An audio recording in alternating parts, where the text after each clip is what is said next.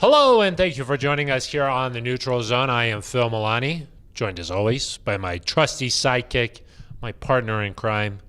Really, the best way to describe this person is my everything. It's at Eric Delau. Phil, great to see you. Great to be with you as we record a pod. It's nice to record meaningful podcasts in December. It is. You know, we talk so much about the team playing meaningful games. What about the podcast? Yeah, people forget about us. We want to talk about meaningful things, but that's what makes it a meaningful podcast. Right. And you can't. And it's meaningful. What's the point of even having meaningful games if there's not a meaningful podcast to talk about them on? Exactly. So it works both ways. It all comes back to the neutral zone. Yeah, in the end. A little symbiotic relationship. You should ask Vic next week. Be like, how nice is it that the neutral zone, in a press conference, has some meaningful topics. Like, hey, we added some ads to the neutral zone. How nice is that for the podcast network? What do you think NZ Nation thinks about the ads? Yeah, so you might have heard it there, pre-roll, before you even get to the show. It's pretty big time. I listened to it the other day. I heard Joel Klatt's voice. Whoa. And I was like, is this the right podcast? Just hang in there. Different buff. Different buff. Different buff. Yeah. You're like, I'm looking for a buff. Yeah, looking for Phil Milani. Yeah. Hang in there. You still get to the same lovely show. 30 seconds more of nonsense for our friend Rick Owens. That is true. But he's out. Rick Owens is out. I know you're listening, Rick. I think he's probably he's still listening. He Yeah. can't quit us. It's probably because this is a meaningful podcast. I would think so. I mean, if you're a Broncos fan, Phil, you got to be feeling pretty good. You're in the middle of the playoff hunt. It's exciting. There's some teams, Phil, in the playoff hunt. They're probably a little grumpy right now. Yes. Like I was going to say it's been a while since the Broncos have been in sort of this position, because when Manning was here, it was like, okay, we've got 4 games left to go. Let's make sure we get home field advantage. Right. It was sort of in a different stratosphere.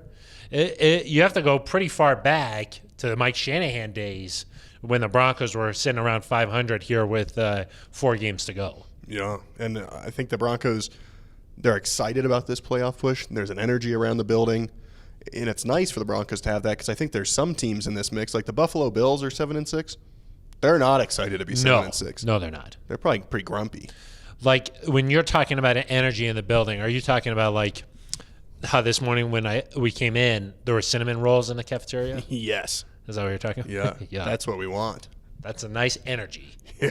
Yeah, exactly. I was like, wow, why are there cinnamon rolls here? And they're like, we're in the hunt. We're in the hunt. Yeah. You get cinnamon rolls. Exactly. And since this is a meaningful podcast, Eric, we should tell everybody what we're going to talk about here today. The big-time game coming up against the Bengals. Big time. What side of the ball are you more concerned about with regards to the Cincinnati team? Joe Burrow, Jamar Chase. Good football team. It is a good football team. It's sort of a Jekyll and Hyde type of football team. They're either coming out and just dominating, or they're coming out and they're turning the ball over, and opposing teams are having a lot of success. It's true. It's sort of bipolar. Yeah, you don't know what you're going to get. Last week was probably their, going to overtime against the Niners. That was like their closest. It was kind of game. Everything, like in one game. The first half did not go well. Second half, fourth quarter, really. Really? Joe Burrow. Oh my gosh, some of the throws he made. You're like, how did you do that? Maybe he had some Cincinnati chili. Yeah, some Skyline. Skyline. Not a sponsor. Not a sponsor, but. Actually, I don't know what ad is being placed in this. Could it's be possible. Could be possible. Could be. So we'll talk about this Bengals team, which side we're more concerned about. Then we'll talk about, like we like to do, what Broncos player. The schedule? Who needs – well, yeah. We always not the schedule. Who needs to step up for the Broncos here? Yeah. This is it a must-win? I sort of view it as a little bit of a must-win. You're certainly going to put yourself in a bad spot if you don't win. Really bad. No more cinnamon rolls kind of spot. No. Yeah. The energy in the building, we won't have any lights on because there won't be any energy. Yeah. Well, that sometimes happens anyway. Yeah. Got to bring your own juice. Yeah, exactly. So we'll talk about who needs to step up for the Broncos. We'll have some bold predictions, Eric. I think that's important to get to. And then we've got a voicemail. Yep. We got an email. We're the only show that really involves. And we got stickers. We do have stickers, yeah. You mailed those yet? Yes, but this time of year, Eric, the postal office service just really bogged down. Blame those poor, hardworking men and women. You know, there's all these Postal kids out Service. there trying to mail letters to the North Pole, Yep, and it's getting in the way. They're like, we got to take care of these, and then we'll get to the neutral zone. that's true. But Don't want to get in the way of should be flipped over. letters with gifts. St. Nick, he needs to. What he about needs St. to Phil? know. I'm a little confused because sometimes, like Santa, he knows what the kids want. So, but why do they have to write the letter? Well, sometimes you get a gift. The person, you might say, hey, thanks for that. Still write a thank you note. It's still the nice thing to do. That's true. So it's like nice to just let Santa know, like, hey, this is what I want. He's putting in a lot of effort to get those toys. Yeah. Maybe you put in a little bit of effort, write the list. To make the toys. Yeah. Yeah. And then he's making the list, Well, too. the elves make the toys. Santa just gets the toys and delivers them. Jeez. So he's sort of like, He's like kind of like the head coach. Yeah. Yeah. And then he's coaching his players. Exactly. His elves. Yeah. They're making it. Yeah, and they're like, fire that elf. Not enough production from that elf. They want the backup elf in there. Exactly. Yeah. So did not think that we'd be talking about backup elves, but I heard he's got potential. that's what we tend to do. That backup elf. Yeah. Everybody wants to just see needs what a he chance. can. Just want to see what he can do. Yeah. Yeah. He hasn't had a chance. That's true. Yeah. Maybe we'll get into that more. Yeah, when we get a re-sign little that bit elf. closer. Yeah. Good thing they extended 2 elves back for 3 more Christmases. Yeah. Everyone at the North Pole is like, well, those elves are coming back, but they haven't been making a lot of toys. It's a big problem. Yeah, what's going on? You overpaid that elf. Yeah. Eric, this is probably a good time to let people know how they could be a part of the show. Yeah. 707 neutral. That's right. You could just call. You don't have to talk to anybody, which is nice. No. It just goes straight to voicemail. Right. Because if maybe you're thinking, hey, if I call 707 neutral, I got to deal with Ben Swanson. You don't have to. You don't have to. It just goes straight to voicemail. Yep. You leave a message. Yeah, that's nice. And we'll play it right here on the show. Well, what if people don't like that? They're still like, we don't even want to deal with that. Yeah, well, you could leave an email at neutralzoneshow@gmail.com. That's just typing. Yeah. I mean, I guess you could take your phone, you could press a little button, you could say Dictate. it. Yeah. Yeah. And then it could send it via email. Yeah. What is that? The neutralzoneshow@gmail.com. Neutralzoneshow@gmail.com. Yeah. We'll also read those on the air. Yes, we will. If you want a direct line to Ben Swanson, just reach out on Twitter. Yeah. At Eric Dalala, at Phil Milani. Non-traditional spellings. Yeah. And those will get to Ben Swanson too, right? Well, because if you DM one of us, It we'll alerts. give you his phone number. It and alerts. you can text Yeah, it. oh, that too. Okay, yeah. Or if you're watching on YouTube, a nice thing you could do is just smash the subscribe button. That's all I really want for Christmas is for you to smash that subscribe. Yeah, and then also leave a comment. Yep, comments are good. Eric, the other way people can be involved in the show is they come down to Breckenridge Brewery That's right. on Mondays from 6 to 7. Not next Monday, though. No. No, that is the one show Next. that we will not. Next. Well, we'll have to see. We'll see what happens. For next week's show at Breckenridge Brewery, TBD. We'll find out. We'll let you know. That's also live on the Broncos YouTube page, the official Broncos YouTube page. We had a good show on Monday. Really good back and forth. Yeah. Tom Magnetti, still. Yeah. Yeah. You kind of made a swipe at his wife. I didn't make no swipes, Eric. No swipes. You made all good fun. You're like you made a play. All good fun. No. Big time players make big time plays. And I'm not a big time. I'm the backup elf. Yeah. Eric, this is a time where the nonsense, Rick Owens, he doesn't want any more of that. It's time to dive into football here, and let's get to our first topic here on the neutral zone, and that is what side of the ball, Eric, when you're looking at the Bengals team, are you most concerned about? Phil, I know you're concerned about Joe Burrow. And I'm concerned about it. I know, and I am too. I'm concerned about Jamar Chase. That guy just all he does is make plays. But I'm more worried about the Bengals defense because I trust the Broncos defense. Oh, you're talking about matchup-wise, not just which side of their ball is strong. What's going to be – yeah. No, I think if you're just comparing overall which side is stronger, the Bengals offense has a lot more talent. They're really good. They make plays. Yeah.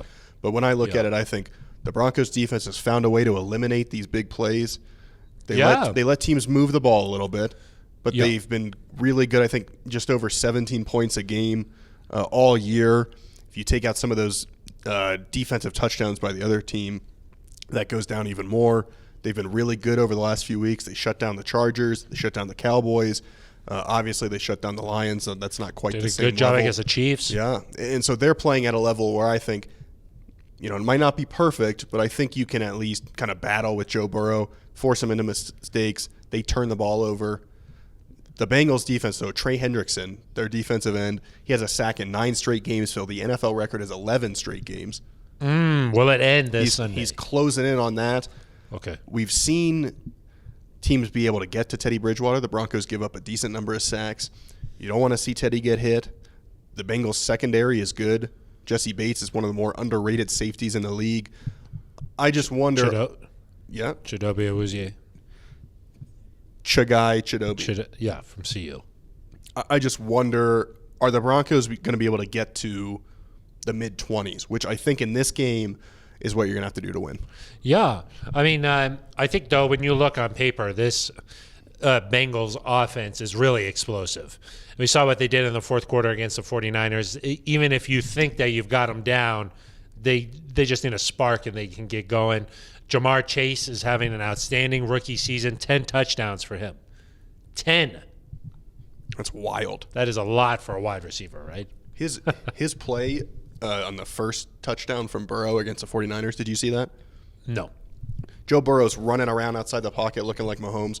Jamar Chase is running along the end of the the end line in the end zone and then reverses course. You have to be careful there because not only do you have to get 2 feet in bounds, but if you step out of bounds at all, it's a penalty. Next guy to touch the ball. And so he's like tiptoeing like 7 straight times, makes an incredible catch.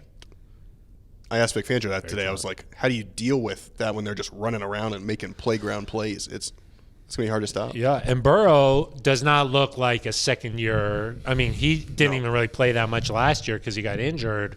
I mean, he started the season, but then he got hurt, missed a good chunk of his rookie season. So it's not even like he's played 2 full seasons yet, but he doesn't even look like that. He looks like he really has command of their offense, knows what he wants to do with the ball. Plus, he's got tremendous hair. The hair is really good. Yeah. He's got really good hair. He's got swagger, too. Yes. Like, remember when he was at LSU and had that cigar? The cigar video is perhaps the coolest video I've ever seen in my entire life. And also when he ran out there on senior day, I believe it was, and his jersey said Burrow. Burrow. B-A-U-X. Burrow, yeah. I don't think that's how you say that. Burrow. David. Go Tigers. Ogeron? You're right here. Yeah, joining us on the show here is I love Joe Burrow. Ed Ogeron. I got Joe Burrow. Thanks for joining us, Coach. Ed Orgeron has the best voice of anybody. Yeah.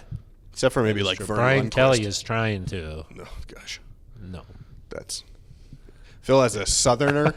Yes, you are. It offends me. Oh, really? Yeah. Got it. I don't like that. You just slow it down a little bit. Yeah, a little molasses. Yeah.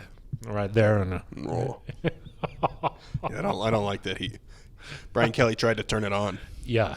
Orgeron doesn't. Orgeron isn't Southern. It's Creole. Yeah, it is for Louisiana. Yeah. But he's got to recruit other places too. You know. Yeah. I mean I would die for that man. The only person who understands Ed Ogeron fully in this area is probably Brandon Stokely. That's right. Yeah. Yeah. That he's the only one who could decipher. Yeah. I think we asked Lloyd Cushenberry that once. And he was like, "You kind of sometimes understand what he's saying." It's kind of like the Water Boy. Exactly. Yeah. When the coach runs out there. But, Erica, when he was having his outstanding season at LSU, I remember I was talking to our old good friend, Rich Scangarello. Of course. Broncos offensive coordinator that season. And I was like, hey, is he for real, Burrow? And he was like, oh, yeah. And I was like, whoa. I mean, he threw 60 touchdowns. But, I was like, is he for real? Is he going to translate to the NFL? And he was like, oh, yeah. He's got it. Yeah, there were some questions because he only did it for 1 year before he went to the NFL. I was going to ask you that, Eric. What do you think it is about some of these quarterbacks? They didn't. It's not like they've obviously Trevor Lawrence. He's been like the number one at everything forever. But guys like Burrow or Josh Allen, like that they don't hit the scene right away as like freshmen in college or even in high school. And then now they're playing at the highest level and they're at the top of their game. Yeah, it's impressive. And I think it shows these guys need time to develop. But I also think something about all those guys is they showed at least a little something immediately in the pros. Yeah, in the pros. And so that's a distinction between, people like to say, give these young quarterbacks a lot of time. You got to show something pretty quick. Joe Burrow, from the very beginning, showed something. It shows something and then also show growth as it's happening. Yeah. Like not just plateau a little bit here, but also just consistently getting better and better. And the one thing about Burrow, though, is he will give the Broncos defense a chance to make a play at the ball. He will. And the Broncos, they've been getting after the ball a lot. Justin Simmons got the ball. Jonathan Cooper recovered a fumble last week. They've been making that a priority, it seems like, Eric. Yeah, and it hadn't been great. Like, that was the one area where they were not superb in, but they've been better in recent weeks. Obviously, they force a fumble. They get a pick against Washington. They forced Justin Herbert into a couple of interceptions. Justin Simmons has 5 interceptions this season. That ties a career high. And 4 have come since that Washington game. Yeah. Well, he had 2 in that game. Yeah. Yep. So, and that's also third in the NFL, 5 interceptions. Also the most among safeties. Yeah. I mean, he's probably headed back to the Pro Bowl. At this point, if I had to guess. Yeah, they're playing good football. They got to take the ball away. I think another advantage is Vic Fangio as a defensive play caller against Zach Taylor. Obviously, Zach Taylor, there's a lot of respect out there for him. He's worked with all these offensive minds. But you look back to this past week against the 49ers, he said after the game, he kind of called things conservatively in overtime and really throughout the course of the game. And they did drive down and kick a field goal. Right, but they ran in overtime. They ran it on 1st and 2nd down, and he said after the game, I already regret not letting Joe Burrow throw the ball. So it'll be interesting. But there were a couple other times when could have gone for it on a 4th and short, and they didn't do that. We've seen the Broncos be aggressive. We've seen Vic Fangio have success against 1st and 2nd-year quarterbacks. Obviously, Vic's scheme is hard to prepare for. So it really wouldn't surprise me if the Broncos have kind of an edge from a play-calling standpoint when the Bengals offense is on the field. And, maybe you're able to trick Joe Burrow into something, or maybe you're able to get a big 4th down stop if they do go for it, use their aggressiveness against them. If I'm the Broncos, I feel good. There are people that are like, what's going on with the challenge situation? The timeout situation isn't always great, though I will say the end of game scenario, or the end of half scenario against the Lions was as good as we've seen Vic Fangio. Brandon McMahon is the AFC Special Teams Player of the Week. That's right. He said, I deserve this award. I dominated out there. But I think from a purely defensive play calling standpoint, having Vic Fangio on your sideline this week is a huge advantage. Oh, I agree. I mean, you could see the way opposing offenses play against the Broncos, and then the next week, all of a sudden, they explode. Yeah. Like we saw Justin Herbert really have a difficult time against the Broncos, threw 2 interceptions to Pat Surtain, the second. Again. Yeah, Pat Surtain again. And then he threw it to him again. Yep. So, but again. Yeah. And then the next week he played this Bengals defense, and he just went crazy. Yep. And then we saw the Chiefs have a difficult time on the offensive side of the ball against the Broncos. The next week against the Raiders, Pat Mahomes looked like Pat Mahomes.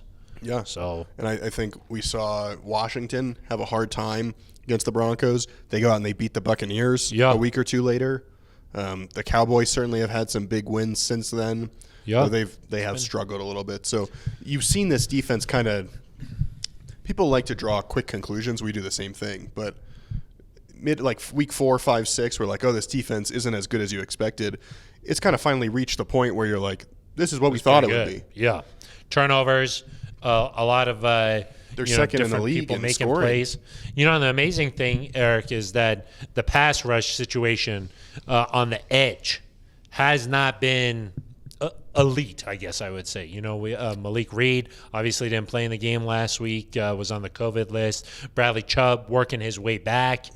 Jonathan Cooper, an outstanding motor, has been playing very well for a rookie. But it hasn't been like boom, off the ball sack. Right. But they have been getting pressure other ways on quarterbacks. So it seems like this defense has finally hit its stride, but there's even some room for it to go up, maybe as Bradley Chubb continues to work his way back. Yeah, most definitely. Getting pressure on Joe Burrow will be a big thing this weekend because the Bengals did give up some sacks. Yep. They put the ball on the ground a couple of times. I think maybe 4 times against the 49ers. They fumbled. 2 of those came on punt return, so not quite the same deal. But, the pressure will help. And if Draymond Jones can play, as we're recording this, seems like 50-50. Though he looked to be walking fine to me, Phil. No walking boot, as he didn't practice Wednesday, but no walking boot. He was asked about it after the game, and he was like, I'm fine. I think at this time of year, if you can go at all and you're anywhere close to being an impact, you got to go. And these guys, they haven't had a chance to play in this type of game before. Yeah. He wants to be out there. Yeah. It's kind of like us, Eric. Because, like, Right. say, for example, like this morning, I was blow drying my hair a little. Yeah. And one area got a little too dry. Oh, you don't like that? And I almost called you and was like, hey, we can't do the show today. I can't come in. I can't. I was just going to stay at home. Yeah. But then I was like, no, it's December and this is meaningful. Right. So then I was like, we got to go. And That's we the did. same with you because I think that you were having some hot cocoa. It was a little too hot. Too hot. My tongue Yeah. got a little burnt. Yeah. And you shut up on the injury report. Yeah. Tongue.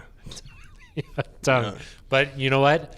You were like, I'm going to battle through. Yeah, exactly. Yeah. It's December. It's gotta do what you December. gotta do. It's December on the Broncos Podcast Network. You gotta go. Yeah. It's go time. I will say one more thing about the Okay. The Bengals defensively. They've been really good against the run, and so Vic Fangio said Wednesday, "Hey, there's a chance we're gonna have to throw it a little bit more to be successful." I think the Broncos can do that. I just think it might be a little bit more of a challenge than what they've kind of done really well over the last few weeks, and maybe they take it as a challenge anyway and say, "Hey, these guys are good against the run, but we run the ball really damn well. Like, let's just run it anyway." Yes, we've talked about this a little bit, Eric. Who's dictating the terms of play? Yeah. Is it the Broncos saying it doesn't matter what you guys do? Stop us. We like to run the ball, and that's what we're going to do. Right. Or is it, these guys, they stop the run very well, so let's throw it. Right. We'll see what happens. It kind of is a nice segue to our next segment here, Eric. But before we get to our second segment here on the Neutral Zone, it's time for a quick break. Thanks for enduring the break there. Eric needs what you were trying to buy a new car? Is that what it is? Exactly. Yeah. A beach house? Is that what you were on? Both. Yeah. So we had to put some ads. I got one more coming. Don't worry. There is one more coming. That one is for me, or is that for? That yeah, you can have part of that one. Got it. Thank you. I appreciate that. I mean, the hair product is not cheap. No. It adds up. In this economy, no. Yeah. Supply chain, Eric. Yeah.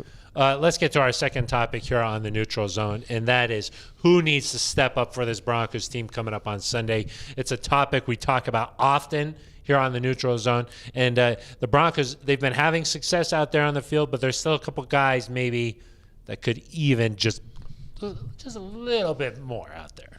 Yeah, and I view mine's obvious, and it's not just about this week; it's the rest of the season. The Broncos need Teddy Bridgewater to play his best football. Yes, he's got that to. is an obvious. Thank you. Well, I like to take the layup sometime. You know, sometimes you need to do that. Sometimes you got to do that. You don't make it harder than it has to be. Right. Yep. Teddy Bridgewater's still been playing efficient football. He's been avoiding turning the ball over.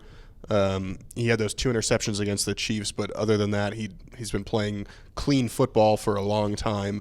But I think when you get down the stretch here, especially when you're playing teams that I think it's fair to say like they're about as talented as you are, like they're similar type opponents, there's chances that some of these games are going to come down to the final minute.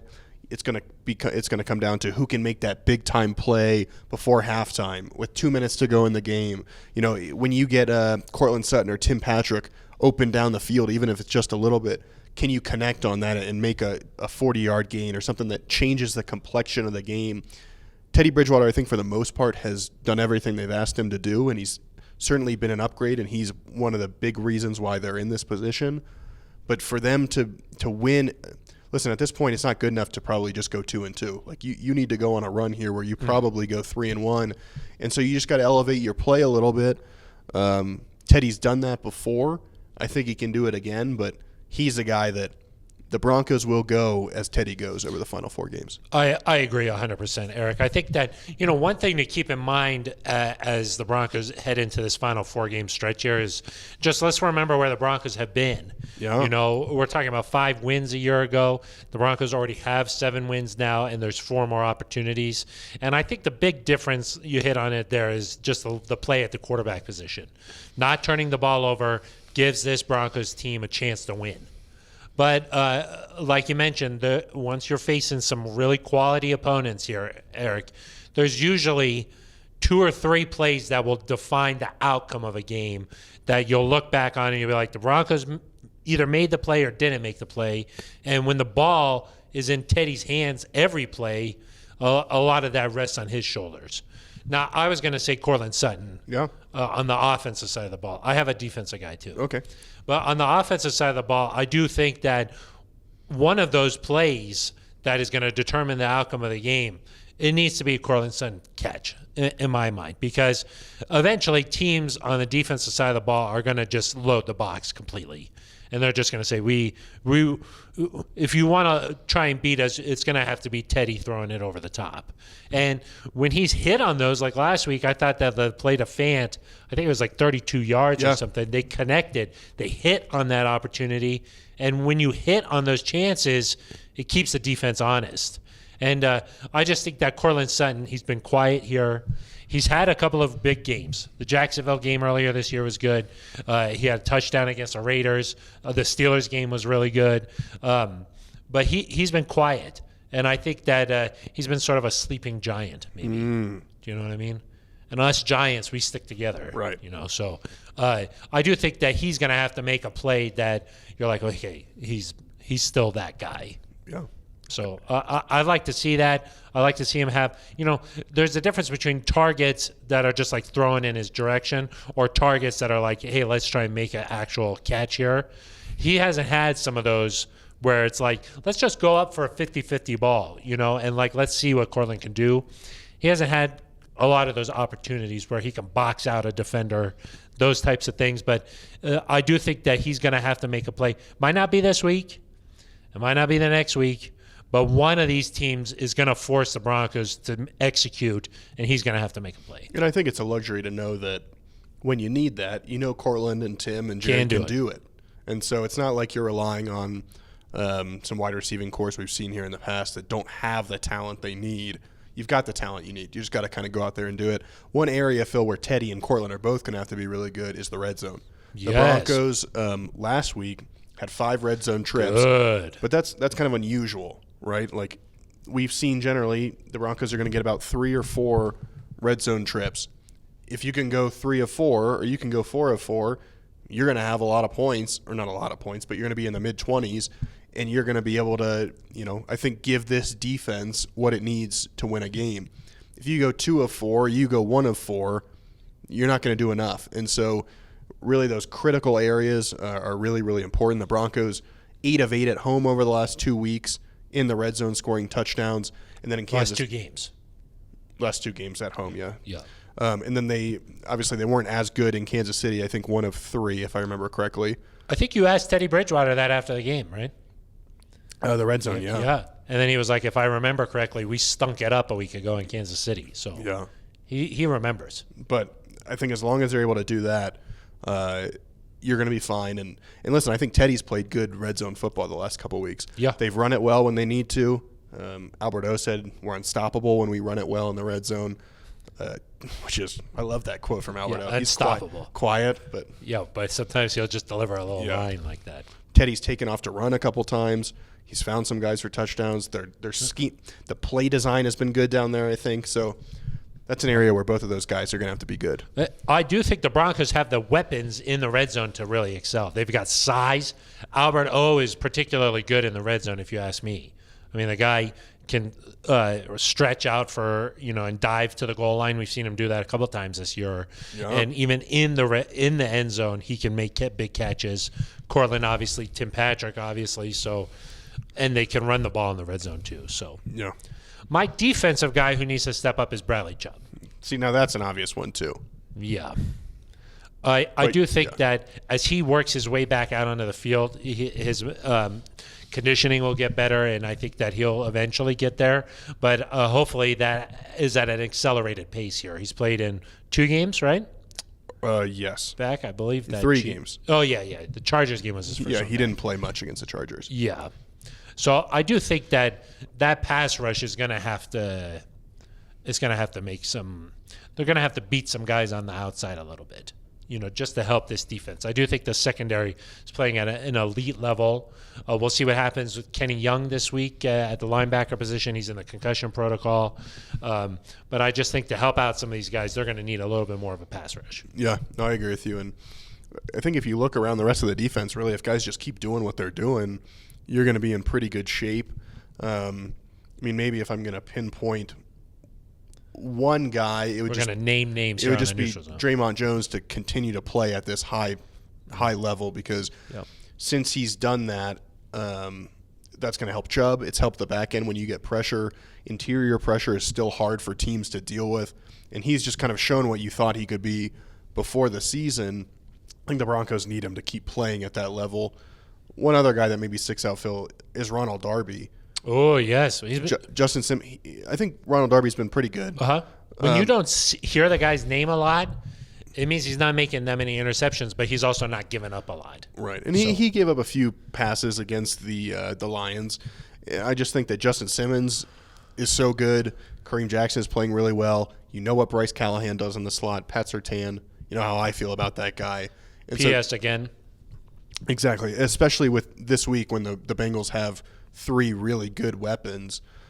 You need all your guys to be up for it.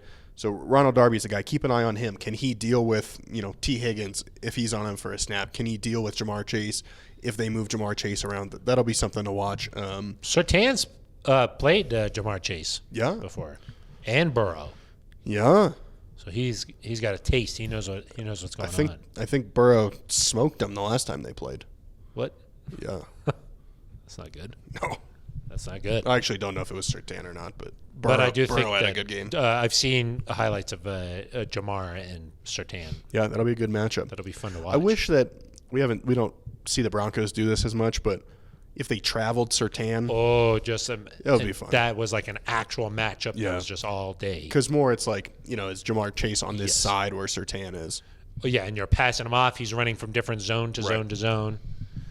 You got to make it complicated for Burrow. Right. What's going on? Who's guys? Who? It's not like the old Wade Phillips. No. You just lined up at balls. Yeah, exactly. Kind of old school there. Right. I was going to say something. I kind of forgot what I was going to say, though. It's okay. I think people will probably be. I had a good. Oh, now I remember. Thank Perfect. goodness. Thank goodness. It was about Draymond Jones. Yeah. What do you think? How would you react if a ball just hit you straight in the head? Like his batted pass. Yeah. His batted pass. He had that series, which was tremendous, Eric. First down, he had the sack. Second down, tackle for a loss. Third down was a completion. Third down was a completion, but then fourth down, the batted pass. Yeah. I think you got to play it off like you meant to do it. Yeah, you were like, yeah. A little bend it like Beckham situation. Goff, probably not too terrible. You mean to take a football to the face? Yeah, what do you think? Burrow right into Well, that. he's got the pinky deal right now. That's true. Maybe you can't throw it quite as hard. Though he looked fine to me against the 49ers. He's tossing him up there. Who needs a pinky? Exactly. Just cut it off. Yeah. Ronnie Lott style. Yeah. Just go out there and play. I think it would probably hurt. It would hurt. But you got a helmet on. I'm assuming that the one from Jared. I mean, we're actually like Jared hurt. Goff can't throw the football. He still throws it hard. He's an NFL quarterback, yes. Draymond Jones was 3 feet away and took it right to the face. Probably didn't feel great. No. But then again, you're wearing a helmet, so how much do you think? I mean, that's probably got to help a little, but not. A little bit, but. And also impressive because your instincts would be like duck, But he was like, no, I got to bat this down. Didn't even look like he really saw it.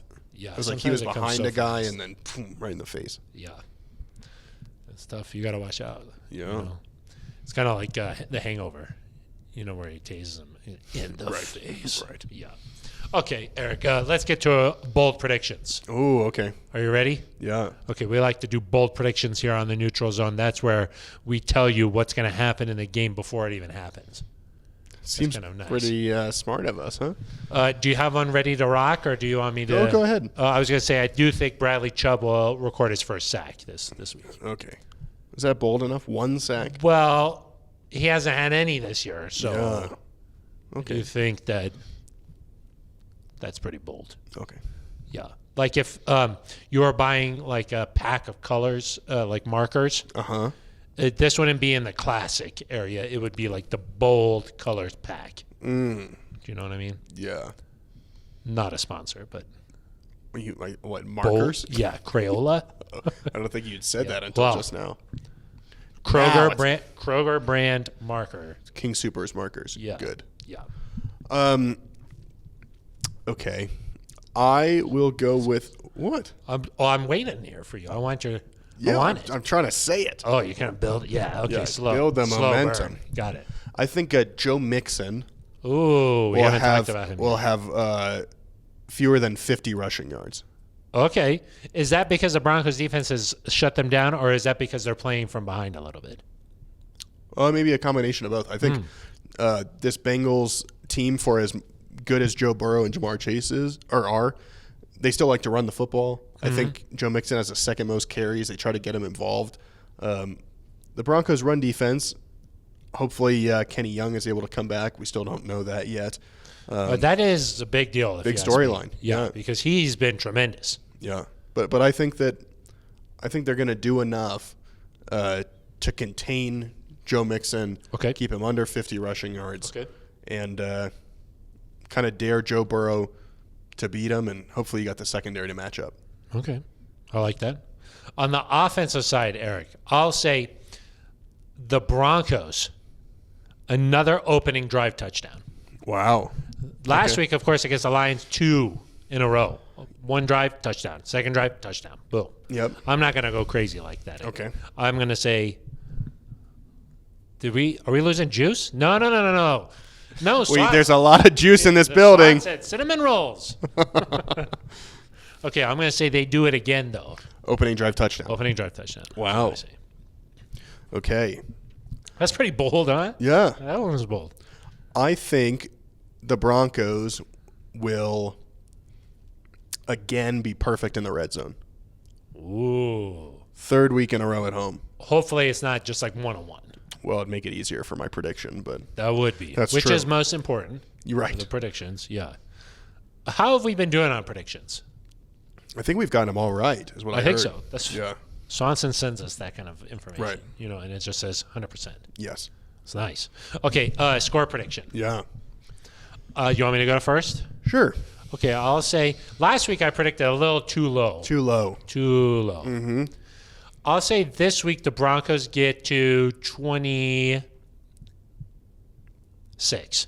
Okay. 26 points. Okay. Okay, and the Bengals get to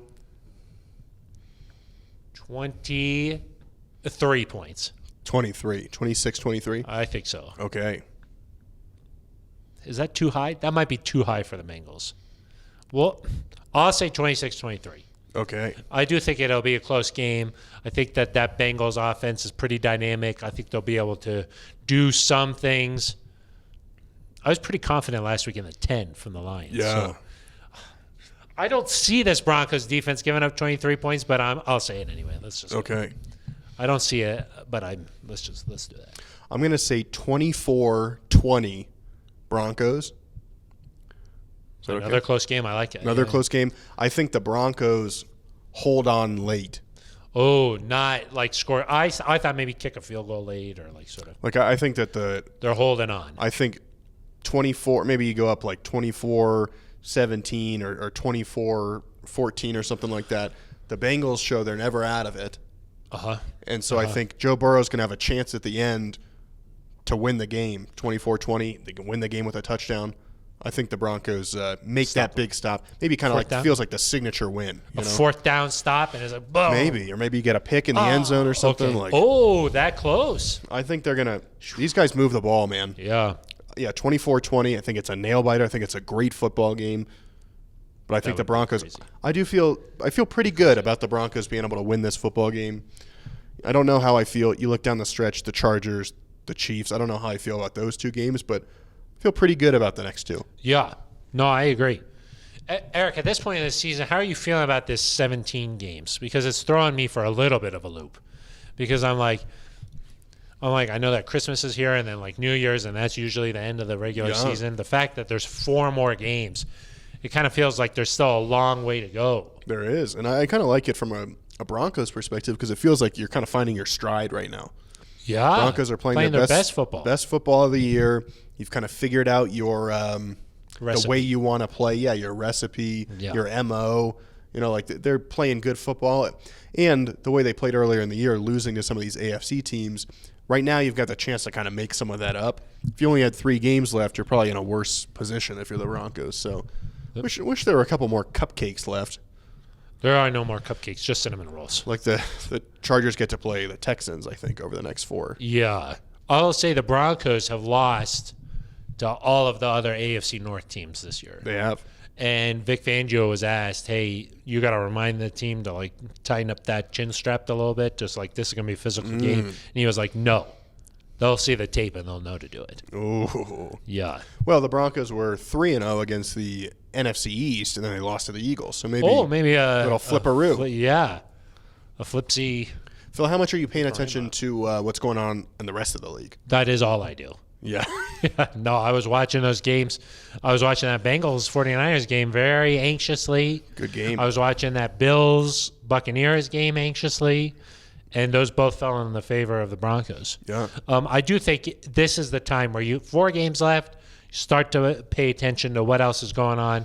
The Broncos are one of 5 teams in the AFC at 7-6. Yes. But they're still in the 10th spot right now. 10th spot, that doesn't really matter. No. But I want to see what those other teams are doing. I'm watching teams like the Colts. I'm watching teams like the Bills. I'm watching the Chargers, obviously. These are the crucial teams that the Broncos, if they're going to find themselves playing in the playoffs, one of those teams is going to be out. Yes. And the Colts play the Patriots, of course, this weekend. Could be nice. Broncos fans want the Patriots to win that game. Really? Tough to root for the Patriots. Root against the Colts, maybe. Yeah. Do you think the Patriots are still a rival? I would say probably not. With Mac Jones, it's a lot of change. Yeah, exactly. And the Broncos went there and won last year. Right. That didn't feel different. It feels different. You still kind of respect who they are as a franchise, but it's not like the same. Still Belichick. Yeah. But it just feels like different not with the no same. Manning It's and Brady, not the of course. Yeah, exactly. Even when like Brady came here a couple times after Manning retired, it didn't feel like the that. same. Yeah. So that's one game to watch. Okay. Cleveland will host the Raiders. Another team. That's true. Need Cleveland to lose. They've got a really tough schedule. They've got all sorts of COVID going on. They do. They've got like 20 guys on the COVID list, including Baker Mayfield, Jarvis Landry, some big defensive guys. But we've seen the Browns, when they play the Broncos, somehow weather some of these things. Well, the Raiders, they're at 6-7, I think. One more loss kind of ends it for them. I think maybe you see a desperate Raiders team. If they could win this weekend, that helps the Broncos. But then the Broncos play the Raiders, and if they feel like they're still in it, but they're going to get up for a rivalry game anyway. Exactly. So, I think you want Cleveland to lose some games. You want Cleveland to lose, especially with the tiebreaker. And then another one to watch, of course, is Chiefs-Chargers. Now, here's a question for you. If the Chiefs win, they're going to win the division. They're going to win the division. It's going to help the Broncos' wild card chances because it's going to give the Chargers another loss. Yes. Now, if the Chargers win and the Broncos win out, go 4-0, the Broncos would win the division. Yeah. So what are you rooting for here? Because I saw some people on Twitter, they said, I'm rooting for the Chargers. I still believe the Broncos can go 4-0 and win the division. I'm more of a pragmatist, Phil. I think that is that? I like that. That's a word. I know, but does that apply to this situation? Yeah. Okay. I want a situation where the Broncos have as many possible routes to the playoffs as they can. Yeah, I think you root for the Chiefs. I think you want the Chargers to pick up another loss. That kind of makes that game against the Chargers in a few weeks maybe an elimination game for one of those teams. Yeah. And so, to me, it's a bummer that you're not going to win the division if the Chiefs win, but I still think it's just kind of where you are right now. If you ask me, if you look at the Chiefs, it seems like they've figured out some things here. And I do think they're starting to play some pretty good football here. And they're in a position where they're trying to go for the number 1 overall seed. They're battling with the Patriots and Ravens a little bit. Right. Where are the Titans? They're in it. They're in it, kind of, like, for that top spot. So I think that they're going after that. And I think that I would, at this point, say it's probably safe to say that they're going to win the division if they beat the Chargers. Yes. So I could just say, let's write that off and let's focus on just trying to get in. Because the Bills, they've got a really easy schedule still. And they're very good. They're going to play the Patriots. So say they lose there and get their 7th loss, they still get to play the Falcons. They get to play the Panthers. After that. Yeah, the remaining schedule makes it likely they're going to get to 10. If the Chargers were to win and the Chiefs or Chargers all of a sudden becomes a wild card team, you only have 1 spot left that the Broncos could fill. If the Chargers kind of find themselves back in the mix with the rest of the teams, now there's 2 spots that are up for grabs. Yeah. A little bit better All odds. about your mindset heading into that. So I do think that let's just call it what it is. Chiefs, let's give them the division and let's try and get in the playoffs. Yeah. I think that's a good way to go about it. Eric, we've got voicemails and an email to get to here, but before we do, let's take another quick break. Okay, boy, that was a good break. I like that one. I needed it. Yeah, that, I got a kid now. The holidays are coming up. I need a little. The people that clean your yacht, Phil, they don't do that for free. No, and they're gonna want holiday bonus. Little holiday bonus, yeah. Yeah, so it's the end of the year. You got to take care of everybody. Because you're not like Clark Griswold's boss, No, fruit basket of the month. Yeah, that's not you. That's not me. You're handing out. You want to give people the ability to buy a nice new pool. Yes, and have their cousin come over who doesn't know how to swim. Right. Yeah. Are you serious? Okay. Eric, usually every week we read the email first. Okay. This time, let's go to the voicemail first. Oh, wow. Changing it up. Yeah, and this is from our friend Brandon in Iowa. Hey, fellas. Brandon from Iowa. Sorry, I haven't called in the last couple of weeks. Been pretty busy with stuff, but I have been watching all the games. And start off by saying what a somber thing to hear about Demaryius Thomas. Eric's tweet actually was the one that notified me of it Thursday night, so that was kind of a sad ordeal. Loved the DT, loved watching him. Great guy that I feel like I've met, but I never did get to meet. I'm sure there's thousands of others out there like me that feel the same way. I still got his autographed jersey hanging in the basement. So I immediately kind of looked over at it and had a drink in his honor, and now we go and beat the terrible Lions. I know that the record probably doesn't pick how good they are, but, we looked really good today. So on to, I think, Cincinnati. Let's go, Broncos. See you guys. Brandon, it's good to hear from you. Brandon from Iowa. That's our guy. Yes, it is. He had a drink in DT's honor, probably a Breckenridge beer or something. I would think so. I would imagine. I do think that a lot of people felt like they knew DT. He kind of had that kind of personality. And then, the way the Broncos went out and played, and now a big one against the Bengals. Yeah, and big win. I think the fact that you beat them by as much as you did, it's a good thing. It suggests it's a good team. It's hard to go out and beat a team by 28 points, no matter who it is. Yeah. But the rest of the way, Phil, that one doesn't mean anything unless you keep stacking them. Yep. That's just the it's a great story. This team has definitely improved. It's a much better team than it's been the last couple of years. But people want to see results. They want to get to the playoffs. Yeah. I want to see at the very least a winning record. Yes. And so, for me, you got to keep winning here to make that worth it. Got to keep it going. And Eric said that your tweet was how he found out. Yeah, it was sad. I mean, that's a hard thing, for as a reporter, as an R. Yeah. You'd never want to report that kind of news. No, and it's hard for us too, Phil, because I think some people can see it and they can tweet and they can have a drink in his honor and they can go and watch highlights. We had to work. Yeah. To honor DT the right way, and so I think that was difficult we're kind of processing as we're writing an obituary, writing a column about him, putting a video together in his honor. In some ways, it's nice because you have a distraction and you kind of get to relive all those things. But at the same time, it's difficult in those moments. Somebody that we both knew, to be so close to it is tough. Very much so. Continuing in that sort of vein. Yes, vein. Thank you. I was going to say train of thought, but that's good too. That is how you say that, right? That is a saying, train of thought. Yes. And you know how sometimes I just make stuff up. No, that was right. And then sometimes I'm like, is that actually a thing?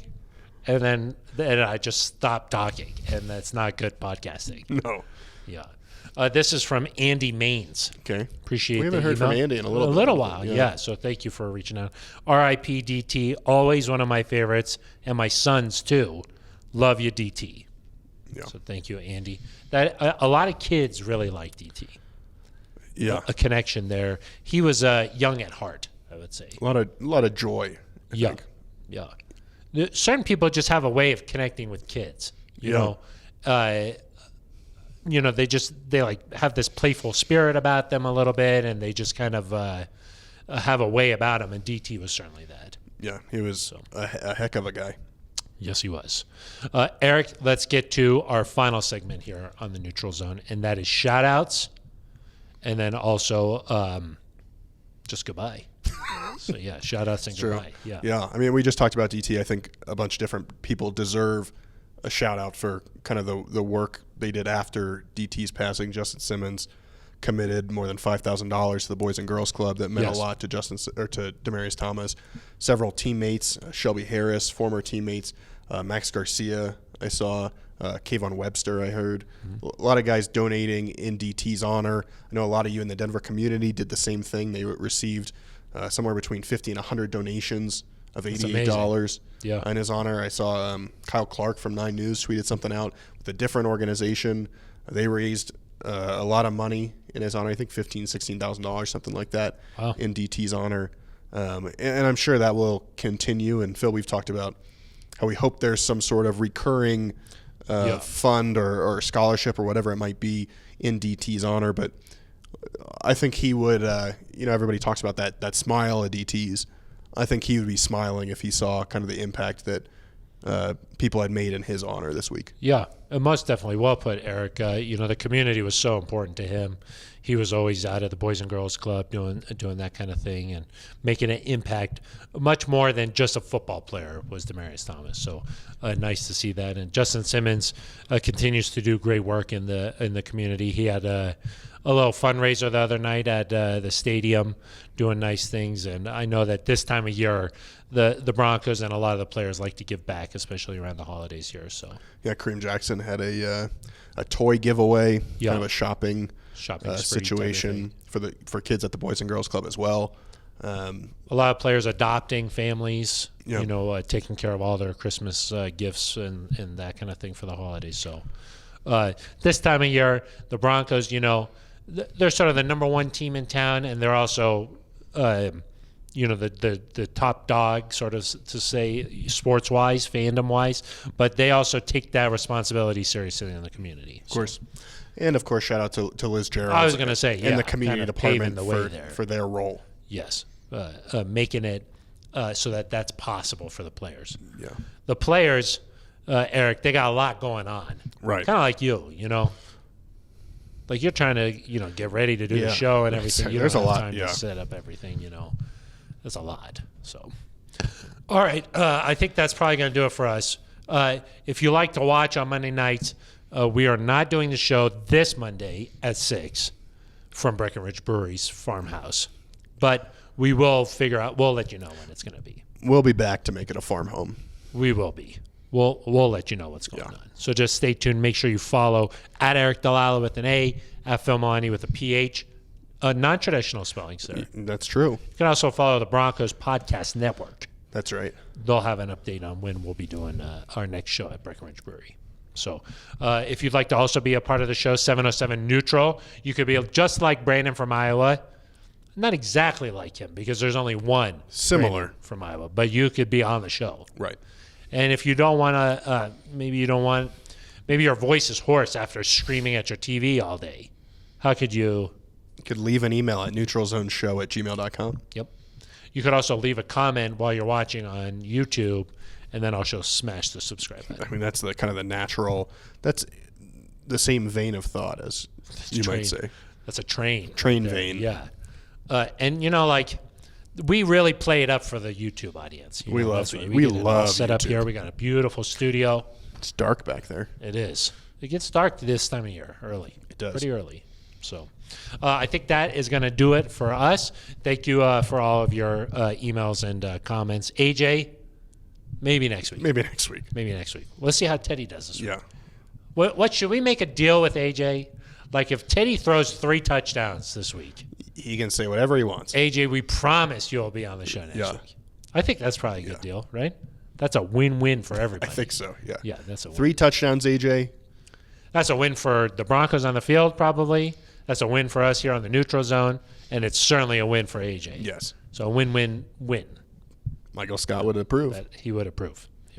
So we'll see what happens. Sort of a must-win game here for the Broncos as they face the Bengals coming up here on Sunday. That's going to do it for us. For Eric Dalla, I'm Phil Milani. You've been listening to The Neutral Zone.